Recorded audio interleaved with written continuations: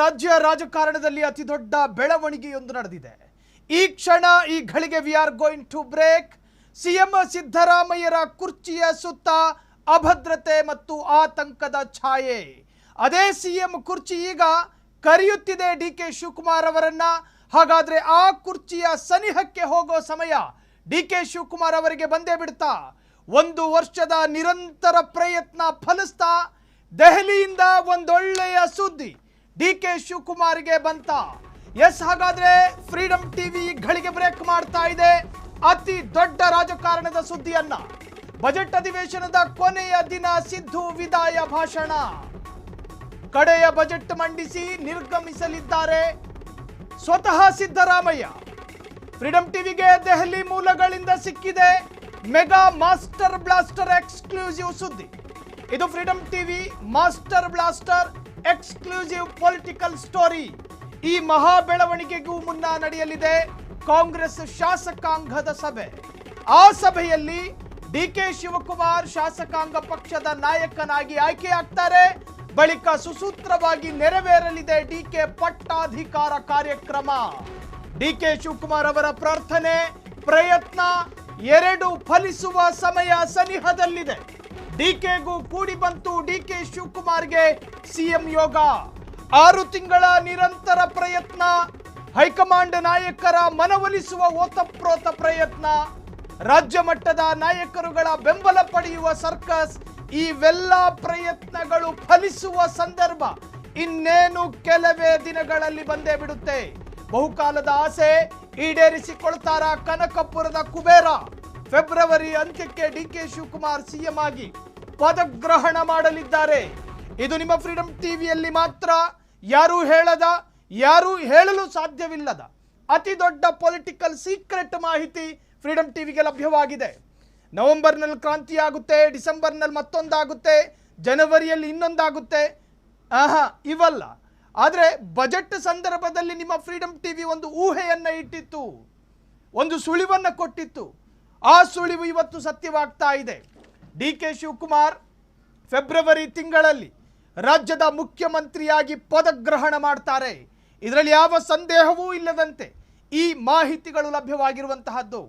ಅದಕ್ಕೂ ಮುಂಚಿತವಾಗಿ ಶಾಸಕಾಂಗ ಸಭೆ, ಆ ಸಭೆಯಲ್ಲಿ ಡಿಕೆ ಶಿವಕುಮಾರ್ ನೂತನ ನಾಯಕ ಎನ್ನುವಂತಹ ನಿರ್ಧಾರ ಆಗೇ ಬಿಡ್ತು ಅನ್ನೋ ಮಟ್ಟಕ್ಕೆ ಬಂದಿದೆ. ಫೆಬ್ರವರಿ ಅಂತ್ಯಕ್ಕೆ ಡಿಕೆ ಶಿವಕುಮಾರ್ ಸಿಎಂ ಆಗಿ ಪದಗ್ರಹಣ.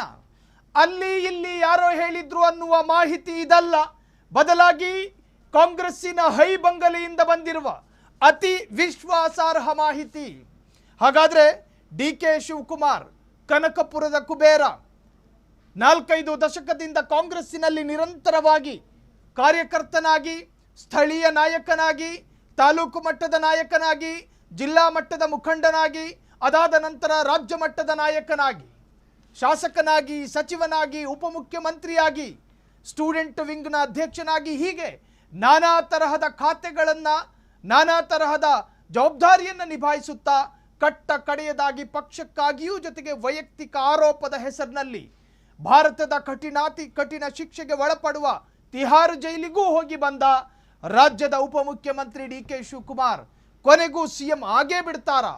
ಫೆಬ್ರವರಿ ತಿಂಗಳಲ್ಲಿ, ಫೆಬ್ರವರಿ ಅಂತ್ಯದ ಒಳಗಾಗಿ ಡಿಕೆ ಶಿವಕುಮಾರ್ ಸಿಎಂ ಆಗಿ ಪದಗ್ರಹಣ ಮಾಡಲಿದ್ದಾರೆ. ಬಜೆಟ್ ಅಧಿವೇಶನದ ಕೊನೆಯ ದಿನ ಸಿದ್ದು ವಿದಾಯದ ಭಾಷಣ ಹೇಳಲಿಕ್ಕಿದ್ದಾರೆ.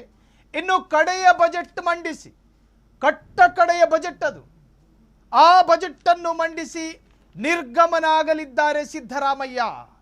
ಫ್ರೀಡಂ ಟಿವಿಗೆ ದೆಹಲಿ ಮೂಲಗಳಿಂದ ಸಿಕ್ಕಿದ ಎಕ್ಸ್ಕ್ಲೂಸಿವ್ ಆದಂತಹ ಮಾಹಿತಿ, ಎಲ್ಲೂ ಸಿಗದ ಮಾಹಿತಿ. ಇದು ನಿಮ್ಮ ಫ್ರೀಡಂ ಟಿವಿಯ ಮಾಸ್ಟರ್ ಬ್ಲಾಸ್ಟರ್ ಪೊಲಿಟಿಕಲ್ ಎಕ್ಸ್ಕ್ಲೂಸಿವ್ ಆದಂತಹ ಸುದ್ದಿ.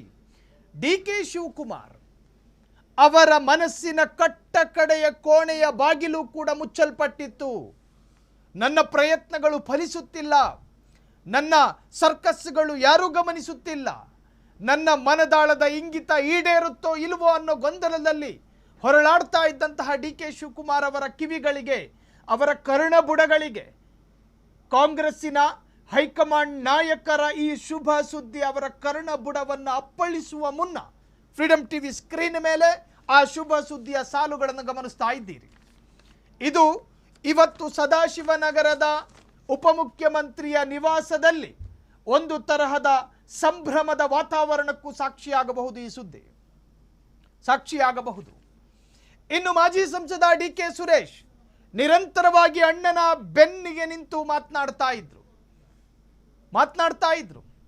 ಕಾಂಗ್ರೆಸ್ಸಿನಲ್ಲಿ ಅದೆಷ್ಟೋ ಅಗ್ನಿ ಪರೀಕ್ಷೆಗಳನ್ನು ಎದುರಿಸಿದ ನನ್ನಣ್ಣ, ಅವರು ಸಂಬೋಧಿಸುವ ಅಕ್ಷರಗಳು ಅದೇ ತರಹ ಇತ್ತು. ಕಾಂಗ್ರೆಸ್ಸಿಗಾಗಿ ಅದೆಷ್ಟೋ ಸ್ಯಾಕ್ರಿಫೈಸ್ಗಳನ್ನು ಮಾಡಿದ್ದಾರೆ, ಅದೆಷ್ಟೋ ತ್ಯಾಗವನ್ನು ಸಹಿಸಿಕೊಂಡಿದ್ದಾರೆ. ತಾಳ್ಮೆಗೂ ಒಂದು ಮಿತಿ ಇದೆ ಅನ್ನೋ ಅರ್ಥ ಅವರ ಕಟ್ಟಕಡೆಯ ಸ್ಟೇಟ್ಮೆಂಟ್ ಅದಾಗಿತ್ತು. ಕಟ್ಟಕಡೆಯ ಸ್ಟೇಟ್ಮೆಂಟ್ ಡಿ.ಕೆ. ಸುರೇಶ್ ಅವರದ್ದು. ಒಬ್ಬ ಮನುಷ್ಯನ ತಾಳ್ಮೆಗೂ ಮಿತಿ ಇದೆ, ಎಲ್ಲೇ ಇದೆ, ಬಾರ್ಡರ್ ಇದೆ. ಅದನ್ನು ಕ್ರಾಸ್ ಮಾಡಿದ್ದೆ ಆದಲ್ಲಿ ಮನದಾಳದ ತಾಳ್ಮೆಯ ಕಟ್ಟೆ ಸ್ಫೋಟಗೊಂಡಿತ್ತು ಅನ್ನೋ ಅರ್ಥದಲ್ಲಿ ಮಾತನಾಡಿದ್ರು. ಅವರ ಸಂಕಟಮಯವಾದಂತಹ ಸಾಲುಗಳು ಹೈಕಮಾಂಡ್ ನಾಯಕರುಗಳ ಮನಸ್ಸಿಗೆ ಸ್ಪರ್ಶ ಆಯಿತೋ ಏನೋ ಗೊತ್ತಿಲ್ಲ. ರಾಜ್ಯ ರಾಜಕಾರಣದಲ್ಲಿ ಅತಿ ದೊಡ್ಡ ಬೆಳವಣಿಗೆ ಈ ಘಳಿಗೆ ನಾವು ಈಗಾಗಲೇ ಬ್ರೇಕ್ ಮಾಡಿದ ಸುದ್ದಿ. ಈ ಮಹಾ ಬೆಳವಣಿಗೆಗೂ ಮುನ್ನ ಕಾಂಗ್ರೆಸ್ ಶಾಸಕಾಂಗ ಸಭೆ ನಡೆಯುತ್ತೆ. ಆ ಸಭೆಯಲ್ಲಿ ಡಿ.ಕೆ. ಶಿವಕುಮಾರ್ ಶಾಸಕಾಂಗ ಪಕ್ಷದ ನಾಯಕನಾಗಿ ಆಯ್ಕೆಯಾಗ್ತಾರೆ. ಬಳಿಕ ಸುಸೂತ್ರವಾಗಿ ನೆರವೇರಲಿದೆ ಡಿ.ಕೆಯ ಪಟ್ಟಾಭಿಷೇಕ. ಡಿ.ಕೆ. ಶಿವಕುಮಾರ್ ಪ್ರಾರ್ಥನೆ ಪ್ರಯತ್ನ ಎರಡೂ ಫಲಿಸಿ ಬಿಡ್ತಾ ಕಡೆಗೂ ಕೂಡಿ ಬಂತು ಡಿ.ಕೆ. ಶಿವಕುಮಾರ್ಗೆ ಸಿಎಂ ಯೋಗ. ಇದು ಕಾಂಗ್ರೆಸ್ನ ಎಲ್ಲಾ ಶಾಸಕರು ನೋಡಲೇಬೇಕಾದಂತಹ ಬಿಗ್ ನ್ಯೂಸ್. ಒಪ್ಪಂದದಂತೆ ಸಿಎಂ ಸ್ಥಾನ ಬಿಟ್ಟುಕೊಡೋದಕ್ಕೆ ಹೈಕಮಾಂಡ್ ಸೂಚನೆ ಕೊಟ್ಟಿದೆ. ಹೈಕಮಾಂಡ್ ಸೂಚನೆಗೆ ಸಿದ್ದರಾಮಯ್ಯ ಒಪ್ಪಿಗೆ ಸೂಚಿಸಿರುವ ಮಾಹಿತಿ ನೋಡಿ. ಈ ಹಿಂದೆ ಸಾಕಷ್ಟು ಚರ್ಚೆಗಳಾಗ್ತಾ ಇತ್ತು. ವೇಣುಗೋಪಾಲ್ ರಾಜ್ಯಕ್ಕೆ ಬಂದು ಹೋಗ್ತಾ ಇದ್ರು, ಸುರ್ಜೇವಾಲರ ಫೋನ್ ಬ್ಯುಸಿ ಆಗ್ತಾ ಇತ್ತು. ಹೈಕಮಾಂಡ್ ನಾಯಕ ರಾಹುಲ್ ಗಾಂಧಿ ಕೆಲ ಅತ್ಯಂತ ಸೂಕ್ಷ್ಮ ಸಂದರ್ಭಗಳಲ್ಲಿ ವಿದೇಶ ಪ್ರಯಾಣ ಮಾಡಬೇಕಾದ ಪರಿಸ್ಥಿತಿಗಳು ಕಾರಣ ರಾಜ್ಯ ಮಟ್ಟದ ನಾಯಕರುಗಳೆಲ್ಲರೂ ಕೂಡ ರಾಹುಲ್ ಗಾಂಧಿಯ ನಿವಾಸಕ್ಕೆ ಬರ್ತಾ ಇದ್ದಾರೆ. ಎಡಬಿಡದೆ ಓತಪ್ರೋತವಾಗಿ ರಾಜ್ಯ ಮಟ್ಟದ ಕಾಂಗ್ರೆಸ್ ನಾಯಕರು ನನ್ನ ಮನೆಗೆ ಬಂದು ಡಿ.ಕೆ. ಪರ ಒತ್ತಡ ಹೇರಿದ್ರೆ ಏನು ಕತೆ? ಇದೊಂದು ಸೂಕ್ಷ್ಮವಾದ ಪ್ರಕರಣ. ಹೆಂಗೆ ನಿಭಾಯಿಸೋದು? ಆತಂಕದಲ್ಲಿ ರಾಹುಲ್ ಗಾಂಧಿ ಇದ್ದಂತಹ ಸಂದರ್ಭವೂ ಇತ್ತು. ಇವೆಲ್ಲ ಮುಗಿದ ನಂತರ ಈಗ ಇದಕ್ಕೊಂದು ತಾರ್ಕಿಕ ಉತ್ತರಗಳು ಸಿಕ್ಕೇ ಬಿಡುತ್ತಾ ಎನ್ನುವ ಹಂತಕ್ಕೆ ಬಂದಿದೆ ಕಾಂಗ್ರೆಸ್ಸಿನ ಈ ಒಂದು ನಿರ್ಧಾರಗಳು. ಬಹುಕಾಲದ ಆಸೆ.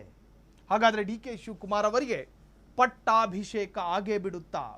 ನಿಜಕ್ಕೂ ಕೂಡ ಇದು ಕಾಂಗ್ರೆಸ್ಸಿನ ಪಾಲಿಗೆ ಅತ್ಯಂತ ಕ್ಲಿಷ್ಟಕರವಾದಂತಹ ಸಂದರ್ಭ.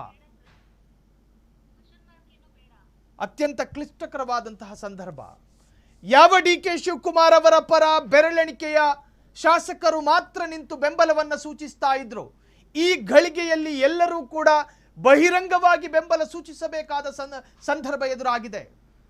ಕಾಂಗ್ರೆಸ್ಸಿನಲ್ಲಿ ಸಾಮಾನ್ಯವಾಗಿ ಡಿ.ಕೆ. ಬಣ, ಸಿದ್ದರಾಮಯ್ಯರ ಬಣ, ಮತ್ತೊಂದು ತಟಸ್ಥ ಬಣ ಅಂತೇನು ಗುರುತಿಸಿಕೊಳ್ತಾ ಇತ್ತೋ, ಈ ಎಲ್ಲ ಬಣಗಳಿಗೂ ಕೂಡ ಈಗೊಂದು ದೊಡ್ಡದಾದ ವ್ಯಾಪ್ತಿಯ ಸ್ವಾತಂತ್ರ್ಯ ಸಿಕ್ಕದಂಗಾಯಿತು. ಈಗ ಕೆಲ ತಟಸ್ಥ ಶಾಸಕರು ಸ್ವತಂತ್ರವಾಗಿ ಡಿ.ಕೆ. ಪರ ಬೆಂಬಲ ಕೊಡೋಣ ಅನ್ನೋ ನಿರ್ಧಾರಕ್ಕೆ ಬರುವಂತಹ ಸಂದರ್ಭ ಈಗ ಬಂದಿದೆ. ಬಹುಕಾಲದ ಆಸೆಯನ್ನ ಈಡೇರಿಸಿಕೊಳ್ತಾರಾ ಡಿ.ಕೆ. ಶಿವಕುಮಾರ್? ಫೆಬ್ರವರಿ ಅಂತ್ಯದ ಒಳಗೆ ಡಿ.ಕೆಗೆ ಪಟ್ಟಾಭಿಷೇಕ, ಅದಕ್ಕೂ ಮುಂಚಿತವಾಗಿ ಶಾಸಕಾಂಗ ಸಭೆ, ಇನ್ನು ಅನೇಕ ಪ್ರಮೇಯಗಳು ಕೂಡ ಕಾಂಗ್ರೆಸ್ನಲ್ಲಿ ನಡೀಬಹುದು. ಇದು ರಾಜ್ಯ ರಾಜಕಾರಣದ ಅತಿ ದೊಡ್ಡ ಬೆಳವಣಿಗೆಯ ಸುದ್ದಿ. ಕ್ಷಣ ಕ್ಷಣದ ಸುದ್ದಿಗಳಿಗಾಗಿ ಫ್ರೀಡಂ ಟಿವಿ ಸಬ್ಸ್ಕ್ರೈಬ್ ಮಾಡಿ, ಲೈಕ್ ಮಾಡಿ ಹಾಗೂ ಫಾಲೋ ಮಾಡಿ.